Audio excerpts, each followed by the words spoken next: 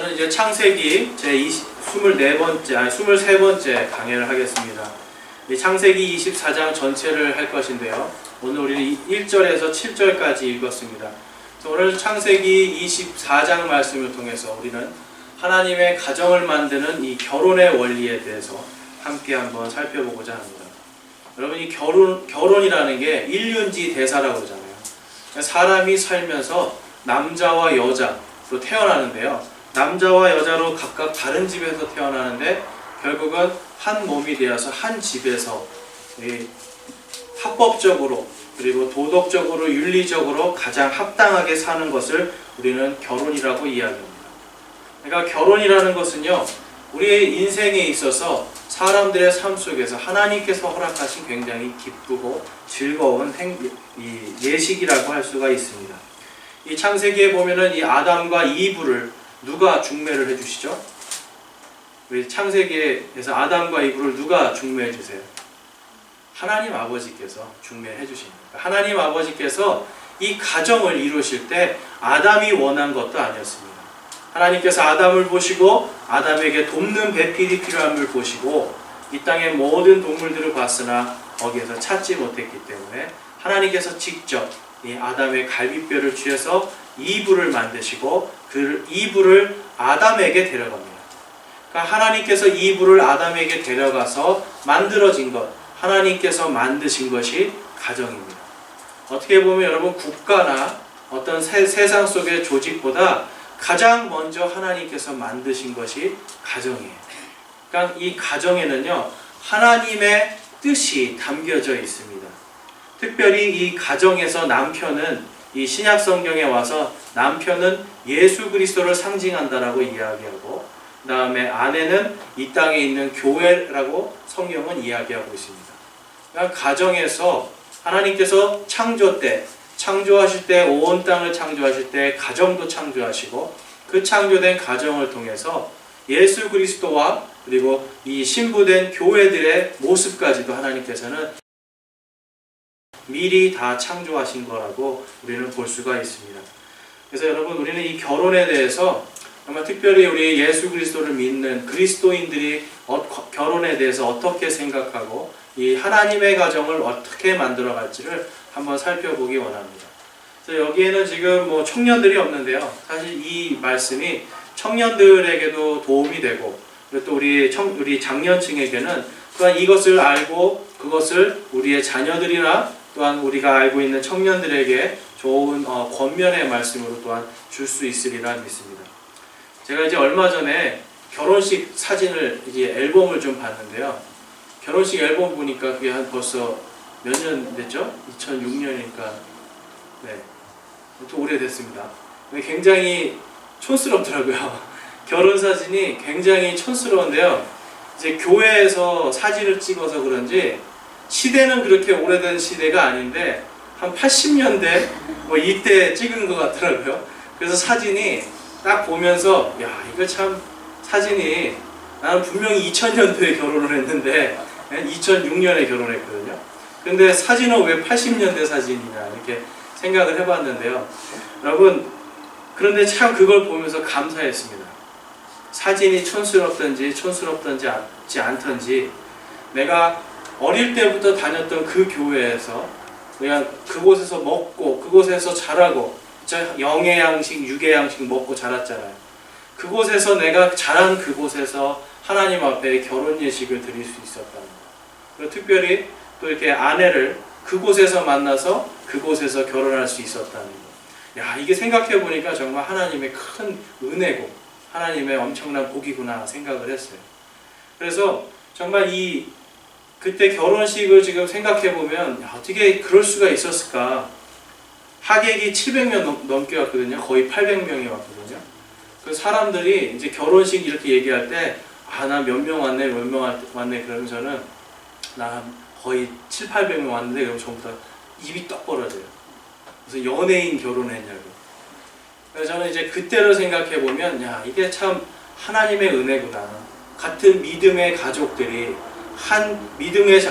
자란 그곳에서 함께 먹고 자고 울고 웃고 했던 그 교회에서 예배를 드리면 이 결혼식을 올린 게 정말 큰 복이었구나라는 것을 깊이 깨달았습니다. 여러분, 예수님을 또한 믿지 않는 사람들과 그날 예식을 통해서 이 믿지 않는 사람들에게 복음을 또한 전할 수 있는 기회를 하나님께서 허락해 주셨어요. 저희 고모 같은 경우는 여호와의 증인인데 절대로 교회 안 오거든요. 근데 그날 예식에 제 결혼이니까 특별히 와서 앉아서 또 복음을 들었습니다.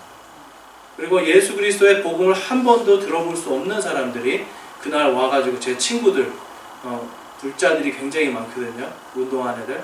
이 아이들이 와서 거기서 예수 그리스도의 복음을 들었습니다. 결혼 예식이라는 게 아무것도 아니었지만, 아무것도 아니라고 볼 수도 있지만 가장 큰 의미를 두었던 것은 바로 그들에게 예수 그리스도의 복음을 들을 수 없는 자들에게 복음을 전할 수 있었다는 거예요. 그래서 저의 이 결혼식을 통해서 비록 사진은 촌스럽고요. 거기 나와 있는 그런 모습들이 뭐 그렇게 막 화려하진 않았어요. 조명도 어두우니까. 그렇지만 그 안에서 예수 그리스도의 빛을 볼 수가 있었고 하나님께 영광을 돌릴 수가 있었습니다.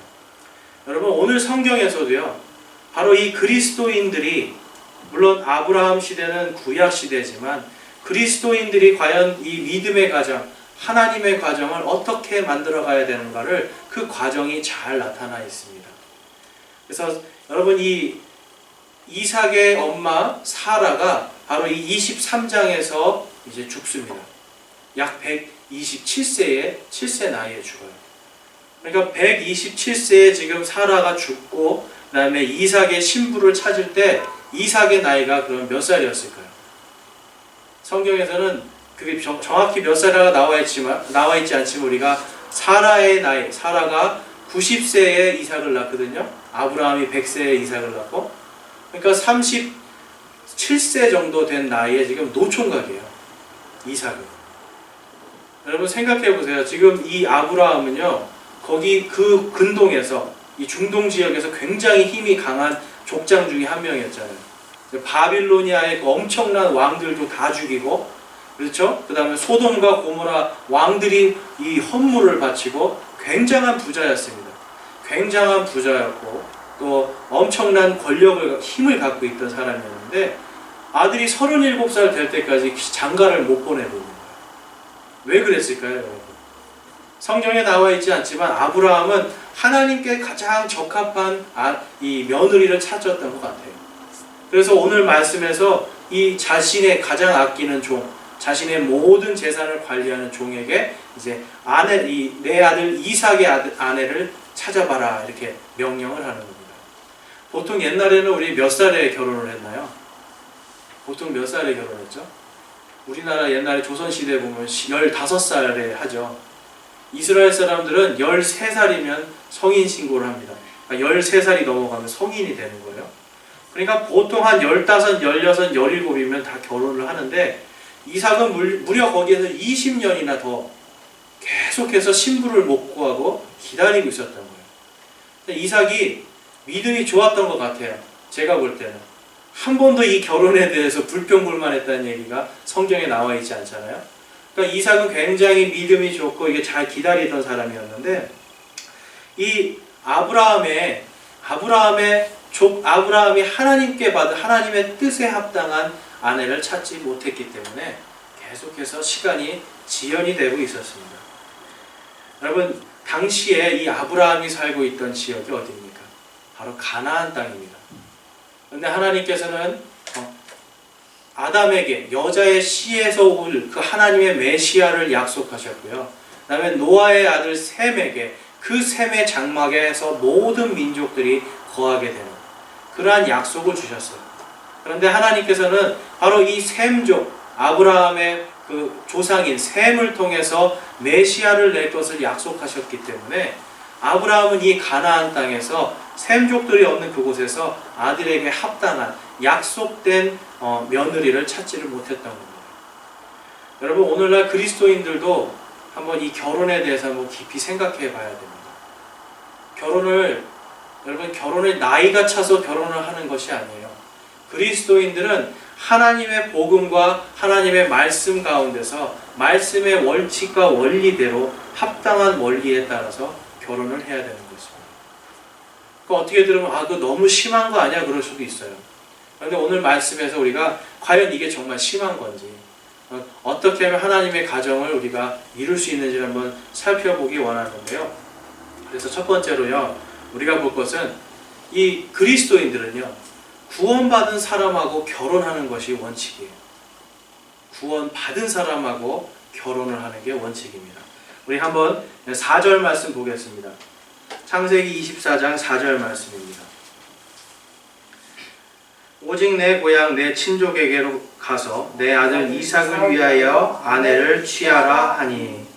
지금 이 종에게 아브라함은 누구에게 가라고 합니까? 내 아버지의 땅, 내 고향, 바로 셈족, 하나님께서 약속하신, 하나님께서 예비하신 그 땅에 가서 아내를 구해오라고 말을 하고 있는 거예요. 여러분, 우리는 이 가나안 족속들에 대해서 한번 살펴볼 필요가 있어요. 이 가나안 족속들은 어떤 족속이었다고 성경에서 말씀하고 있죠? 그들은 거인 족속이었습니다. 키가 약 한 3m 50 정도 되는 거인 족속들이었어요.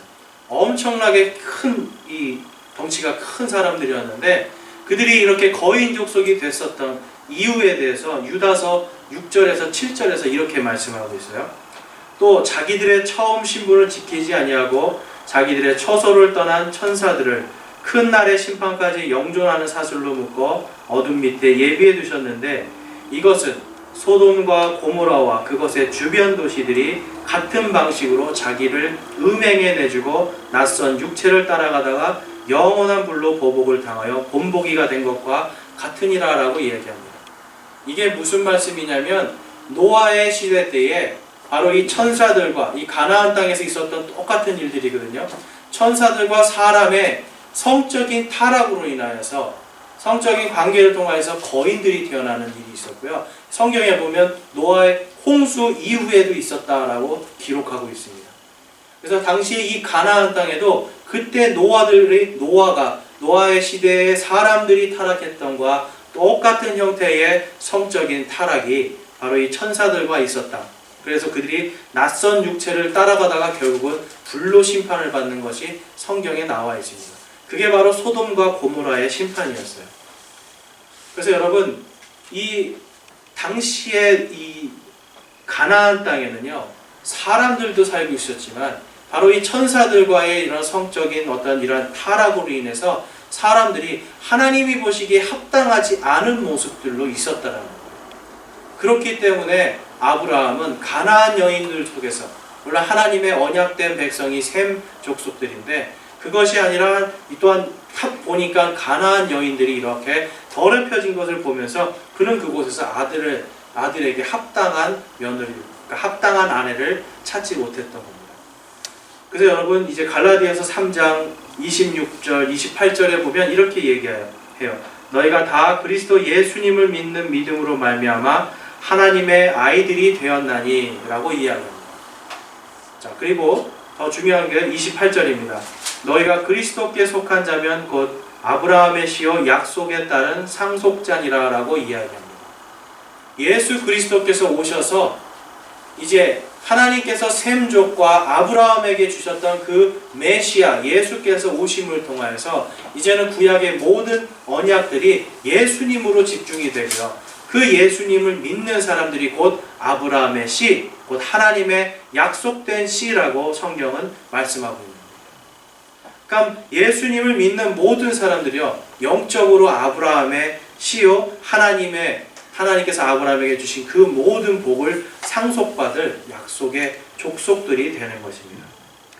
그렇기 때문에 여러분, 이 우리의 가정에서, 특별히 예수 그리스도를 믿는 사람들의 가정 속에서는 바로 이 원리가 먼저 이루어져야 되는 것입니다. 그런데 여러분, 아시다시피 전 세계에서 80% 이상은 예수 그리스도를 모르는 사람들이에요. 그럼 우리가 예수님을 믿고 나는 구원받았지만 상대적으로 예수님을 안 믿고 구원받지 못한 사람을 만날 확률이 더 높겠죠. 그래서 이 예수 그리스도를 믿는 사람들은 반드시 내가 예수 그리스도를 믿고 구원받은 배우자를 찾아야겠구나. 만약에 내가 만나는 사람이 예수님을 믿지 않는다면 그 사람을 바로 그 사람의 영과 혼을 사랑하는 마음으로, 육신의 부하를 사랑하는 마음으로 그에게 복음을 전하고 하나님께 속할 수 있도록 해주는 것이 마땅한 것입니다. 근데 그것을 우리가 잘 몰랐기 때문에 이 교회에서도 이 청년들이나 우리 결혼하기 전에 이러한 것들을 가르쳐 주지 않으니까 많은 사람들이 어때요, 여러분? 믿음이 달라서 굉장히 고통을 받습니다. 근데 대부분은요, 믿지 않는 사람한테 대부분 져요. 믿는 사람한테 지는 게 아니라 믿는 사람들이 믿지 않는 사람들한테 지는 경우가 굉장히 많습니다. 그러니까 믿음이 굉장히 강해야 이길 수가 있는 거죠. 고린도후서 6장에 보면 이렇게 말씀합니다. 6장 14절에 너희는 믿지 않는 자들과 더불어 공평하지 않게 멍에를 같이 매지 말라. 의와 불의가 어찌 사귀겠느냐? 빛과 어둠이 어찌 친교를 나누겠느냐? 라고 말씀하면서 15절에 이렇게 말씀합니다. 그리스도와 벨리알이 어찌 일치하겠느냐? 혹은 믿는 자가 믿지 않는 자와 무슨 몫을 나누겠느냐? 라고 말씀합니다. 뭐냐면 여러분, 예수 그리스도와 벨리알은 뭐냐면 당시에 굉장히 음탕한 신이었어요. 그러니까 예수 그리스도와 마귀가 어찌 한 멍에를 질 수 있느냐? 의로운 자들과 불의한 자들이 어떻게 한 멍에를 지고 함께 친교할 수 있느냐라고 지금 말씀하고 있는 겁니다. 그렇다고 해서 세상을 떠나라는 말씀이 아니에요. 하나님은 항상 우리를 세상 속으로 가라고 이야기합니다. 세상 속에 빛이 되라고 이야기하는 거예요. 그런데 빛과 어둠이 어찌 친교를 나누겠느냐? 여러분, 가정에서 이것이 굉장히 확고하게 되어야 되는 것입니다. 그래서 이 고린도후서 6장 18절에 이렇게 이야기합니다. 17절 말씀 제가 읽어볼게요. 주가 말하노라. 그러므로 너희는 그들 가운데서 나와 분리하고 부정한 것을 만지지 말라. 그리하면 내가 너희를 받아들여 너희에게 아버지가 되고 너희는 내 아들 딸이 되리라. 전능자 주가 말하노라 라고 말씀합니다. 그러니까 그들에게서 나오라는 거예요. 그들에게서. 여러분, 사람이 예수 그리스도께서 여러분 십자가에서 달려 피 흘려 죽으심을 통해서 구원의 길이 열렸습니다. 나는 구원을 받았는데 나의 배우자가 구원받지 못했다라고 생각해 보세요. 이게 굉장히 큰 일입니다. 이게 아무것도 아닌 것 같지만 실질적으로는 정말로 그 사람을 사랑하지 않는 거라고 볼 수가 있죠. 우리가 정말로 내 아내를 사랑한다면 그 아내가 나는 구원을 받았는데 내 아내는 구원을 받지 못하는 것을 놔둔다는 것은 그 아내를 정말로 사랑하지 못하는 겁니다. 제가 어떤 사람 만나봤는데요. 아내는 뭐죠? 이상한 걸 믿어요. 이상한 걸 믿고 남편은 교회를 다녀요. 그래서 제가 얘기를 해봤어요.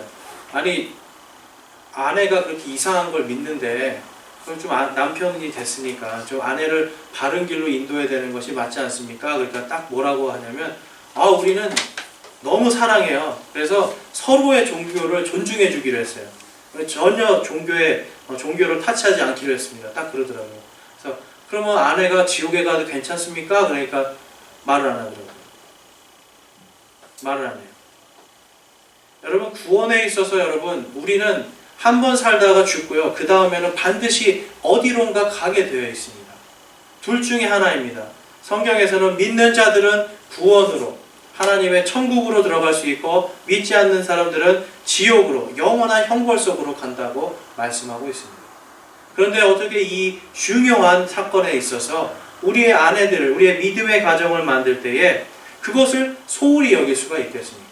나는 구원받아서 천국 가도 되는데 내 아내는 아무 데도 가도 된다. 그 말인즉슨 아내를 정말 사랑하지 않는다라는 거예요. 그래서 여러분, 특별히 내 지금 구원받았다라면 내 가족 중에서 특별히 내 아내 그리고 내 가족들이 예수 그리스도를 믿지 못하고 정말 오늘 당장 사람이 어떻게 될지 모르잖아요.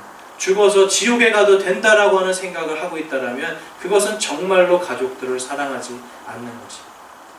그래서 여러분, 우리는 하나님의 자녀들, 하나님의 백성으로서 우리의 가정이 하나님의 가정이 되기 위해서 첫 번째로 결혼이 하나님의 완전한 사랑으로 이루어져야 되는 거예요. 하나님의 사랑 가운데서 이루어져야 되는 것입니다.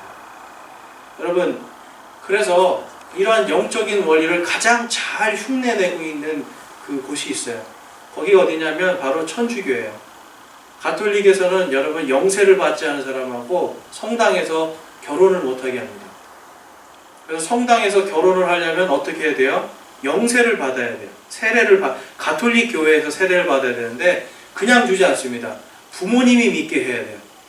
그러니까 부모님이 믿고 가톨릭 교회에 와서 세례를 받아야 이 사람도 세례를 받을 수 있어요. 그러니까 한 번에 그런 화투를 치면 일타쌍피 이런 말이 있는데 한 번에 세 사람을 엮어서 가버리는 거예요.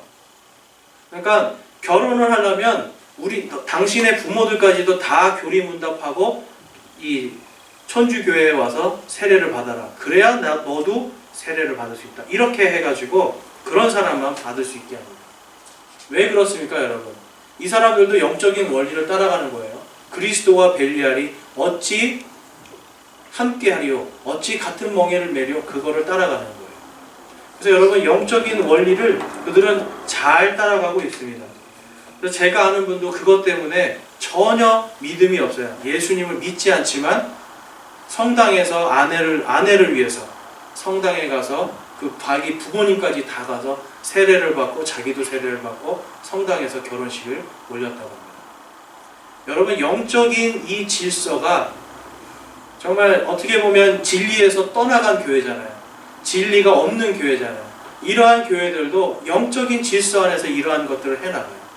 그런데 오늘날 우리 교회들에서는 영적인 질서를 다 놓쳐버려가지고 우리의 청년들이 믿지 않는 사람들과 결혼하고 마음껏 살다가 결국은 어떻게 됩니까? 세상 속으로 교회를 떠나서 세상으로 떠나가 버리는 거예요. 나는 예수님을 믿는데 내 아내가 예수님을 믿지 않는다라면 예수님을 믿을 수 있도록 내가 사랑해주고 복음을 전하고 가르쳐주고 그렇게 하는 것이 마땅한 것입니다.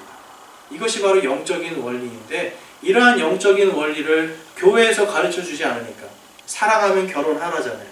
사랑하면 됐지. 여러분, 그리스도인들에게는 사랑하면 됐지가 아니에요. 사랑하면 됐지가 아니라 육신을 사랑하는 것이 아니라 바로 그 안에 있는 속 마음의 중심까지 사랑해서, 육신의 사랑이 아닙니다. 속 마음의 중심까지 사랑해서 그 사람이 하나님의 사람으로서 완전히 거듭나서 함께 하나님의 천국에 들어갈 수 있을 때까지 사랑하는 거예요. 그러니까 여러분, 그리스도인들은 절대로 외모를 봐서는 안 됩니다. 그리스도인들은 외모가 아니라 이 사람이 예수 그리스도를 믿고 구원받았는가 구원받지 않았는가를 보는 거예요. 물론 저도 외모를 보고 결혼했습니다. 외모를 보고 결혼을 했지만 그때 예수님을 깊이 안 믿었을 때예요. 그러니까 외모를 봤어요. 근데 참 감사하게도 하나님께서 외모를 봤는데 제 안에 예수님을 확실하게 믿는 믿음까지 주셨어요. 너무나 감사하죠. 근데 이런 경우가 별로 없더라고요. 외모를 보고 따라가는 것이 아니라 예수 그리스도를 믿는 사람들은 바로 예수님의 그 구원이 이 사람에게 있는가 없는가를 깊이 보는 거예요. 그것이 진짜 사랑입니다. 우리 연서제일침례교회는 역사와 전통이 어디에서 시작됩니까? 저희는 천주교회하고는 상관없죠. 예수님 당시부터 지금까지 진리를 고수하면서 내려오는 교회의 그 전통 속에서 내려오는 교회입니다. 그러니까 개신교회들은 천주교에서 나오잖아요. 그런데 이 연서제일침례교회, 이 침례교회들은 바로 예수님 당시에서부터 내려오던 곳이었고 바로 우리의 믿음에서 떨어져 나간 사람들이 천주교인들이거든요.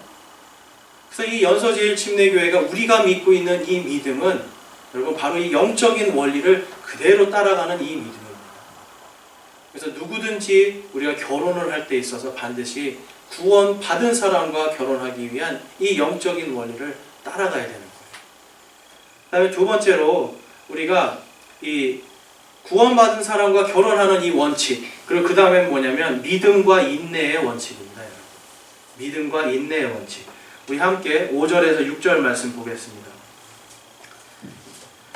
그 종이 그에게 이르되 혹시 여자가 나를 따라 이 땅으로 오려 하지 아니하면 내가 주인의 아들을 주인이 나오신 그 땅으로 반드시 다시 데리고 가야 하리이까 하매 아브라함이 그에게 이르되 너는 조심하여 내 아들을 데리고 거기로 다시 가지 말라라고 이야기합니다. 다시 가지 말으라는 거예요. 지금 이 종이 말하는 것이 무엇입니까? 가서 여인을 만났어요. 여인을 만나서 너가 결혼하겠느냐라고 했는데 만약에 여인이 네 결혼하겠습니다 라고 했는데 그러면 나를 따라서 와라 라고 했을 때 오지 않겠다고 버티면 그 여인에게 다시 가지 말라는 거예요.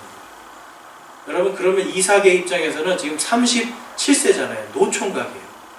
노총각인데 이 노총각이 또 기다려야 되는 것입니다. 믿음으로 기다리는 거예요. 그런데 아브라함은 그럼에도 불구하고 그 아들의 처지라든지 아들의 나이라든지 이러한 거를 보는 게 아닙니다. 세상 사람들이 볼 때는 어리석을 것 같지만 이 아브라함은 하나님의 뜻에 합당한 아내를 얻게 해주기 위해서 다시는 거기를 가지 말아라 라고 이야기합니다. 그러면 언제까지 기다려야 될지 이삭에게는 기한이 없는 거죠. 그런데 이렇게 된 이유가 있습니다, 여러분. 아브라함이 결혼에 있어서 실패한 게 있죠. 그렇죠? 결혼에 있어서 큰 실수를 한 게 무엇입니까? 바로 이스마엘을 낳은 거예요. 하나님께서 분명히 아브라함에게 셈의 족속인 사라를 통해서 약속의 씨를 주겠다고 하셨는데 아브라함과 사라는 그것을 참지 못해서 자기들 마음대로 하나님의 뜻이 아닌 이집트 여인, 함의 자손 이집트 여인 하갈과 결혼을 합니다. 하갈과 동침을 해서 낳은 아들이 이스마엘이에요.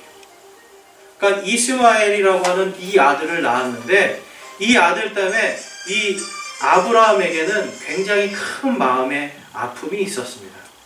창세기 21장에 가보면 이제 이삭이 태어나는 장면이 나옵니다. 그래서 이삭이 태어나고요. 그 다음에 이 이삭이 태어났을 때 바로 이 이스마엘이 이 젖을 뗐을 때 약 한 3살 정도 됩니다.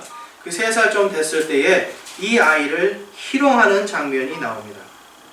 그래서 9절 말씀에 사라가 보니 이집트 사람 하갈의 아들 곧 그녀가 아브라함에게 낳아준 아들이 바로 이게 이스마엘입니다. 이삭을 희롱하였더라 라고 이야기합니다. 그러면서 이 사라가요 당장 내쫓으라고 이제 이야기하는 거예요. 10절 말씀에. 그리고 11절 말씀에 아브라함이 자기 아들로 인하여 이 일이 아브라함의 눈앞에 큰 근심거리가 되니라 라고 이야기합니다. 여러분 아무리 약속되지 않은 아들이라고 해도 이 아들이 아브라함의 눈에 넣어서 아픈 아들일까요? 아프지 않은 아들일까요? 아픈 아들이에요.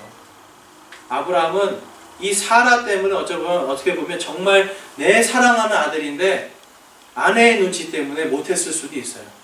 우리 지난주에 얘기한 것처럼 이삭에게는 큰 잔치를 베풀어줬지만 이스마엘에게는 해주지 못했거든요. 그만큼 이 아브라함에게는 이 이스마엘이 정말 깨물어서 아픈 손가락이었어요. 그런데 이 아들이 바로 이삭을 희롱하는 것 때문에 아내가 바로 내쫓으라고 이야기하니까 마음에 큰 근심이 오는 겁니다. 아브라함은 그래서 어떻게 됐어요? 하갈과 이스마엘을 내쫓아버리잖아요. 내쫓고 그들이 죽어갈 때 하나님께서 하갈과 이스마엘에게 은혜를 주셔서 그들을 살려주시고 이스마엘을 큰 민족으로 만들어주겠다고 약속을 해주시는 거예요. 여러분 아브라함은 이러한 큰 아픔을 겪어봤기 때문에 내 약속의 아들 이삭에게는 바로 이러한 실패를 하지 않고 정말 하나님의 뜻 가운데서 하나님의 뜻에 합당한 아내를 맞이할 수 있도록 도와줘야겠다. 이것이 아브라함의 생각이었습니다. 그래서 7절 말씀에 창세기 24장 7절 말씀입니다. 7절 말씀에 하늘의 주 하나님께서 나를 내 아버지 집과 내 친족의 땅에서 취하시고 내게 말씀하시며 내게 맹세하여 이르시기를 내가 이 땅을 내 씨에게 주리라 하셨으니 그분께서 자신의 천사를 내 앞에 보내시리라. 내가 거기에서 내 아들을 위하여 아내를 취할지니라 라고 말하면서 하나님께서 지금 네가 가고 있는 그 땅에서 하나님께서 미리 천사를 보내주셔서 하나님께서 자신 스스로 맹세하신 그 씨를 주시는 것을 이룰 것을 지금 이 종에게 아브라함이 이야기하고 있는 것입니다. 천사를 앞서 보내서 예비하시겠다라고 말씀하는 거예요. 여러분 예수 그리스도를 믿고요. 또한 우리가 하나님의 가정을 이루는 데 있어서 굉장히 중요한 것이 무엇이냐면 우리가 믿음과 인내입니다. 인내로 참아가야 되는 거예요. 때로는 이것이 더디다고 생각할 수 있고 하나님의 뜻이 과연 어디 있는가 우리가 불평불만할 수 있지만 그것이 아닙니다. 하나님의 뜻에 가장 합당한 것을 위해서 우리는 믿음으로 아브라함과 같이 인내할 수 있어야 되는 것입니다. 믿음으로 인내할 때에 우리에게 하나님께서 주실 더 크고 더 좋은 것을, 좋은 결실을 얻을 수가 있는 것입니다. 제가 예전에 여러분 반기독교 사이트가 있어요. 그 인터넷에 가면 안티 크리스찬 사이트라는 게 있습니다. 그러니까 안티는 뭐냐면 반대한다는 뜻이에요. 반대. 그러니까 그리스도인들을 반대한다 이런 사이트가 있는데요. 거기에 가서 제가 어떤 글을 보고 깜짝 놀랐어요. 거기에 갔더니 무슨 글들이 써있냐면 어떻게 하면 그리스도인 여자들을 타락하게 만들 수 있는가라고 해서 타락시키는 방법이 아주 공식이 딱딱딱 써놨더라고요. 그걸 보면서 야, 사람을 망가뜨리기 위한 이러한 정보들을 서로 나누고 그거를 실천하는 거를 굉장히 자랑스럽게 막 해요. 거기 보면은 정말 그 사람들에게 넘어가서 예수 그리스도를 믿는 딸들이 정말 성적으로 타락하고 완전히 망가지는 거를 사진으로까지 막 찍어서 올려놔요. 그러니까 이 사람들이 뭐라고 얘기하냐면요. 교회 가서 교회 작정하고 들어가는 거예요. 작정하고 가서 교회에서 막 기타 치고 막 찬양하면 어떻게 해요? 사람들이 손을 들면서 막 기도하잖아요. 그러면 그냥 손만 들고 있으라는 거예요. 눈 딱 감고. 찬송가 몰라도 눈 감고 손만 딱 들고 있으면 굉장히 거룩해 보여서 여자들이 조금만 잘생기면 줄줄 따른다는 거예요. 그러면서 그런 자기에게 관심이 있는 여자 중에서 제일 못생긴 여자를 찝으래요. 그래서 못생긴 여자한테 관심 있다고 내가 얘기하고 사귀자고 얘기해서 조금씩 술을 먹이는 거예요. 술을 먹이고 나이트클럽도 데리고 다니고 그렇게 하면서 타락시키고 점점 나중에는 성적인 관계까지 딱 하고 한 번에 딱 차버리는 겁니다. 그러면서 자랑스럽게 올려요. 아, 내가 이렇게 기독교인 여자를 이렇게 망가뜨렸다. 여러분, 성적인 이러한 것들은요, 우리가 젊은 시절에 참기가 힘들잖아요. 그렇죠? 그래서 아름답고 보기 좋고 내 눈에 좋고 내 귀에 좋으면 홀딱 넘어갈 수가 있어요. 유혹에 쉽게 넘어갈 수가 있어요. 그래서 믿음 속에서 우리가 이러한 원칙들, 믿는 구원 받은 사람 그리고 믿음으로 정말 하나님의 뜻에 합당한 사람인가 이런 것을 계속해서 시험해 보면서 우리가 이 결혼을 준비해야 되는 것입니다. 그럴 때 청년들이 실수하지 않게 돼요. 마귀는 여러분 굉장히 교활한 성품을 갖고 있어요. 교활이라는 것의 뜻이 무엇입니까? 교활이라는 것은 내가 가장을 해서 교라고 하는 짐승이 나타나면 풍년이 든대요. 그래서 교라는 짐승이 나갔다 들어갔다 하면서 줄락말락하고 그 다음에 활이라는 짐승은 스스로 맹수의 먹이가 됩니다. 맹수의 먹이가 됐는데 뱃속에 들어가서 다시 살아나서 뱃속을 다 갉아먹어서 죽이는 게 활이라고 하는 짐승이에요. 그래서 교활이라는 건 뭐냐면요, 거짓으로 꾸미고 심지어는 먹혀 들어가는 것처럼 보이지만 결국은 안에서부터 다 파먹어서 자기가 이 자기를 먹은 짐승을 죽이는 그러한 일을 하는 게 바로 이 교활이에요. 마귀가 하는 짓이 똑같습니다, 여러분. 가장 좋은 거, 아름다운 거, 우리가 볼 때에 좋은 것으로 가장해서 오는데 그것을 우리가 하나님의 뜻에 잘 비추어 보지 못하고 덥석 물었을 때 우리 안에서 우리를 파먹는 거예요. 그래서 우리가 예수 그리스도를 믿는 사람들이 결혼을 준비하고 우리의 자녀들이 만약에 결혼을 준비한다거나 할 때 바로 이 믿음으로 인내하면서 하나님의 뜻에 합당한가 아닌가를 우리는 늘 점검해 봐야 됩니다.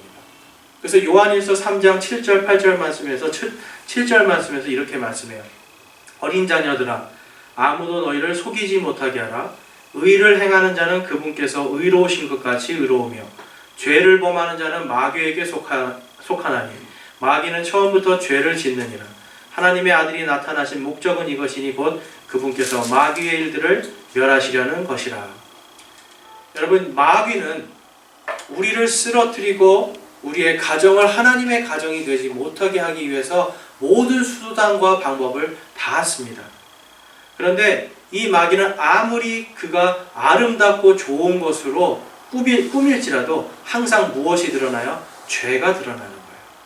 죄를 지을 수 있도록 사람을 유혹하고 인도하는 것이 마귀입니다. 그래서 믿음으로 인내하면서 지켜보는 거예요. 과연 이 사람이 죄에 대해서 어떻게 생각하고 있는가? 하나님 앞에 자신을 얼마나 철저하게 회개하고 점검하고 살아가고 있는가? 그러한 것을 지키는가 아닌가를 늘 보면서 시험해 봐야 되는 거예요. 여러분, 죄가 무엇입니까? 죄가. 자, 우리가 죄가 무엇인지 알아야 됩니다. 많은 사람들이 죄, 그러면 도둑질, 거짓말, 살인, 이러한 것들을 이야기합니다. 그런데 하나님께서는요, 그러한 것들 다 용서해 주실 수 있다라고 얘기해요. 왜냐하면 하나님은 사랑이시기 때문에. 그런데 하나님께서 용서하지 못하는 죄가 한 가지가 있습니다. 그 죄가 무엇이냐면 바로 예수 그리스도를 믿지 않는 죄라고 성경은 말하고 있어요. 그래서 요한복음 16장 9절에 죄에 대하라 하면 그들이 나를 믿지 아니하기 때문이라 라고 이야기하면서 마지막 심판 때에 하나님께서 사람들을 심판할 때 무엇을 보느냐? 예수 그리스도를 믿는지 안 믿는지에 대한 그 죄를 물으신다고 성경은 말씀하고 있는 거예요. 여러분, 하나님께서는요, 여러분들께서, 저와 여러분이 어떠한 선한 일을 해도 하나님이 보시기에는, 성경에는 인간의 의가 누더기와 같다고 이야기했습니다. 사람은 어떤 것으로도 우리 스스로 의로워질 수가 없습니다. 마음과 생각이 끊임없이 죄를 저지르기 때문에. 손과 발이 죄를 짓지 않아도 우리의 마음과 우리의 생각, 우리의 눈이 항상 죄 가운데, 탐욕 가운데, 그렇죠? 우리가 탐욕은 우상숭배라고 했잖아요. 탐욕 가운데 있기 때문에, 하나님과 멀리 떨어지려고 하는 그러한 속성이 있기 때문에 우리는 주님 앞에서 늘 죄인입니다. 그렇지만 하나님께서는 그 모든 죄를 예수 그리스도께서 십자가에 달려 피 흘리심을 통해서 그 피로 다 씻어주겠다라고 약속을 하시는 거예요. 단 하나, 누구든지 예수 그리스도를 받아들이는 자, 믿는 자에게는 구원을 주시고 믿지 않는 자들에게는 그대로 영원한 형벌로 갈 수밖에 없게 하나님께서 놔두시는 겁니다. 이것을 믿는지 안 믿는지를 우리는 점검을 해봐야 돼요. 그래서 예수님을 믿는지 안 믿는지 우리의 배우자들, 그리고 우리의 자녀들, 여러분, 특별히 여러분 자녀들, 정말 예수님을 믿고 구원 받아야 되지 않겠습니까, 여러분? 나는 천국 가는데 내 자녀들이 지옥으로 간다면, 그걸 그냥 가만히 놔둔다라면, 그건 여러분 진정한 사랑이 아닙니다. 아무리 좋은 것 입혀주고 먹여줘도 결국은 지옥으로 갈 수밖에 없어요. 심각한 문제입니다. 그래서 자녀들의 구원이 굉장히 중요한 거고요. 내 자녀가 구원받았으면 내 자녀의 이제 자부들, 아내들도 구원받을 수 있도록 우리는 더 그들을 위해서 사랑해주고 아끼고, 여러분, 사랑해주고 아끼는 거를 우리가 열심히 해야 돼요. 왜냐하면 아까도 말씀드린 것처럼 이 땅의 80%는 믿지 않는 사람들이에요. 80%는 바로 우리와 함께 멍에를 맬 수 없는 사람들이에요. 당연히 우리의 자녀들도 80%의 확률로 믿지 않는 아내를 맞이할 수밖에 없습니다. 그렇기 때문에 어릴 때부터 가르쳐야 되는 거예요. 얼굴을 보지 말아라, 믿음을 봐라. 오직 구원받은 자, 그 사람을 만날 때까지 기다려라. 그러지 못하겠다라면 육신의 정욕을 죽이고 그 여자친구가 구원받을 수 있도록 네가 최선을 다해라. 그럼에도 불구하고 믿지 않는다면 어때요? 아브라함처럼 다시는 가지 말아라. 다시는 가지 말아라. 그 길에서 돌이키는 것이 오히려 현명한 것입니다. 그래서 인내와 믿음으로 돌이킬 수 있어야 되는 거예요. 여러분, 하나님의 가정은 남편은 그리스도를 상징하고 그 다음에 아내는 교회를 상징한다라고 저는 말씀을 드렸습니다. 남편이 구원받은 사람이어야지 그리스도가 될 수 있는 거예요. 아내가 구원받은 사람이어야지 교회가 될 수 있는 거예요. 예수 그리스도와 교회의 이 관계가 부부의 관계라면 우리의 하나님의 가정은 반드시 남편과 아내가 구원받은 사람으로서 온전히 하나님 앞에 합당한 모습으로 함께 그리스도의 멍에를 메고 갈 수 있어야 되는 것입니다.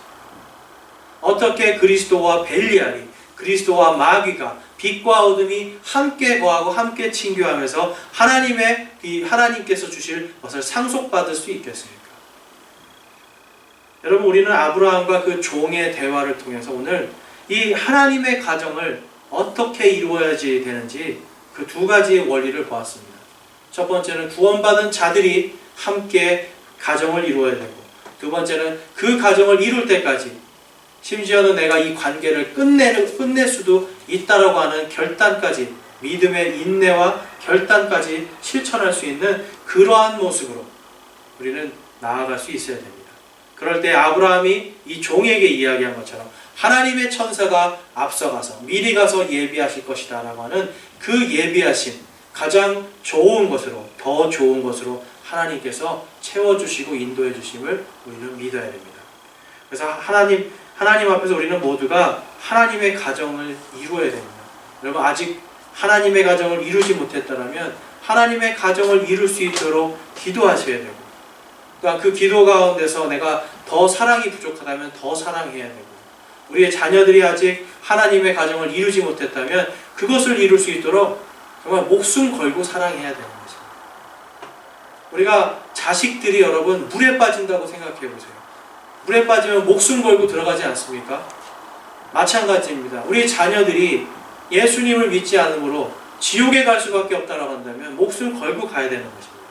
그리고 내 자녀의 남편이나 아내가 예수 그리스도를 믿지 않으므로 지옥에 가야 된다면, 영원한 형벌로 떨어져야 된다면 그들을 위해서 목숨 걸고 사랑해야 되는 것입니다. 그 사랑으로 가야지 그들이 변화될 수 있어요. 사랑으로 해야 조금 변화될 수 있는 겁니다. 오직 사랑만이 승리할 수 있는 유일한 길입니다. 그래서 우리가 이 성경적인 원칙에 따라서 가정을 이루도록 정말 더 기도 많이 하시고, 우리 스스로도 우리 가정을 만들고, 또한 우리의 자녀들, 그리고 우리의 자녀의 또 그 자녀들까지도 계속해서 믿음의 하나님의 가정을 이룰 수 있도록 우리는 날마다 기도하면서 하나님 앞에 매달려야 될 줄로 믿습니다. 그래서 우리 앞으로 정말 이 하나님 안에서 정말 모든 가정들이 하나님의 가정으로 잘 바로 서고 하나님 안에서 정말 믿음으로 승리할 수 있는 그런 가정들이 되기를 주님의 이름으로 축원합니다. 우리 시간 기도하겠습니다. 찬송가